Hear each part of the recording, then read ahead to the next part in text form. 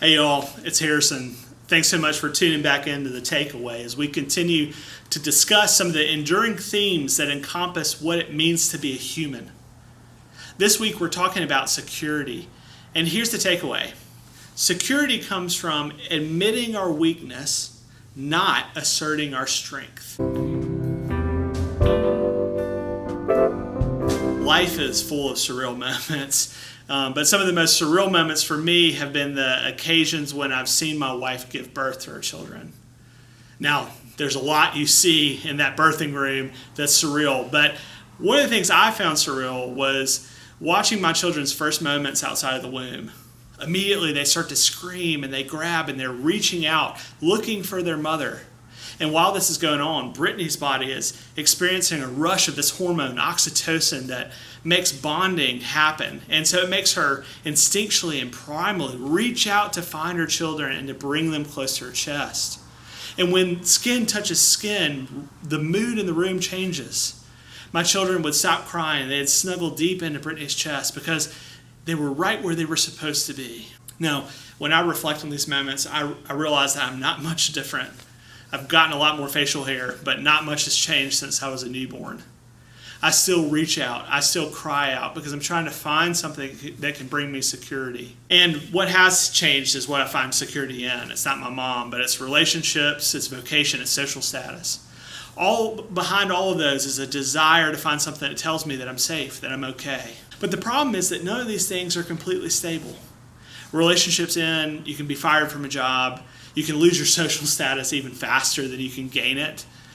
And I think this is why, counterintuitively, these things are far more often sources of insecurity than they are security.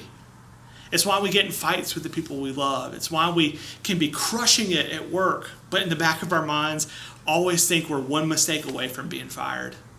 It's why our feelings get so deeply and profoundly hurt when someone forgets to invite us to a hangout. I think these are some of the hard lessons we've learned as a society during COVID as well.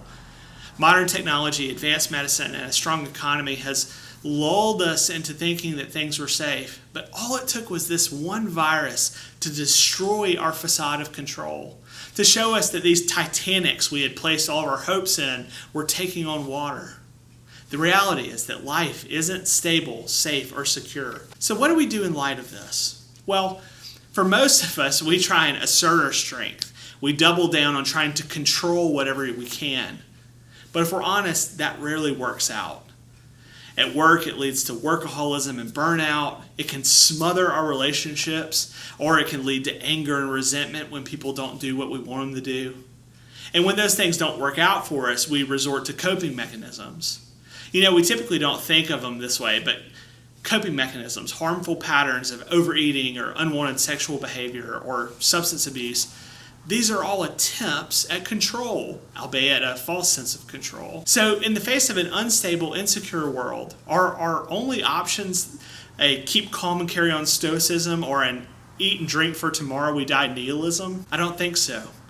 You see, counterintuitively, security doesn't come from strength or control, but instead it comes from weakness. In 2 Corinthians 12, the Apostle Paul says that he had a thorn in the flesh. It was something that was really tormenting him, and he would go to God and plead for God to take it away. But God responded, "My grace is sufficient for you, for my power is made perfect in weakness." Now that may sound harsh to us, but Paul received it a different way. Listen to what he writes in verses 9 and 10. "Therefore, I'll boast all the more gladly of my weaknesses, so that the power of Christ may rest upon me. For the sake of Christ, then," get this, "I'm content with weaknesses, insults, hardships, persecutions, calamities. For when I'm weak, I'm strong." You see, in the Christian interpretation of life, weakness isn't something to be overcome or mastered, but instead it's actually a pathway to strength and security, because it helps us to rely more completely on God. This is what Jesus was talking about when he was referring to a childlike faith. It's a posture towards God that's completely dependent and needy. It's like being a newborn again, reaching out for our mother. And when we lean into weakness, counterintuitively, we find all the things that we were afraid that we would lose. And it's precisely because it unlocks vulnerability. And vulnerability is a fundamental precondition for connection. You see, embracing our weakness and trusting God's strength allows us, for example, to not overcompensate at work by overworking. And it actually allows us to appreciate and value our team members because we don't see them as a threat to our job security. In relationships, weakness empowers greater empathy for the places in which our loved ones are hurting. And it unlocks a deeper emotional connection because we're not afraid to be honest with ourselves and with others. So friends, if you want this, begin to admit your weakness rather than asserting your control or strength. And I think that if you do that, you'll find, just like Paul found, that when you're weak, you're strong. I'll see you next week.